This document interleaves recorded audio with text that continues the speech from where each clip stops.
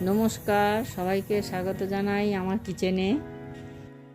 প্রচণ্ড গরম পড়েছে আর এই গরমে সবাই সম্বর ডাল খেতে ভালোবাসে। তো আজকে আমি সম্বর ডাল বানাচ্ছি।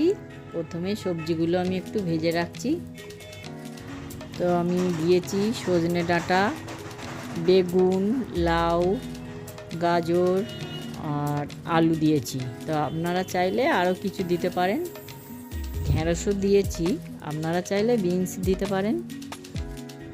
প্রথমে আমি অরহর ডাল সেদ্ধ করে রেখেছিলাম, তারপরে তার মধ্যে আমি সবজি ভাজাগুলো দিয়ে দিলাম। এরপরে আমি একে একে মশলা দিচ্ছি। হলুদ গুঁড়ো, লঙ্কা গুঁড়ো, একটু চিনি, নুন আর সম্বর মশলা, আর তার সঙ্গে একটু তেঁতুল গোলা জল দিলাম। এবারে ঢাকা দিয়ে এটা ফোটাবো। ওদিকে ডালটা ফুটছে, এদিকে আমি ছাঁচটা তৈরি করে নিচ্ছি। তার জন্য আমি দিলাম শুকনো লঙ্কা, সর্ষে, মেথি, কারি পাতা, পেঁয়াজ, কাঁচা লঙ্কা আর অবশ্যই একটু আদা। আর এটা ভাজা ভাজা হয়ে গেলে একটু টমেটো কুচি দিতে হবে।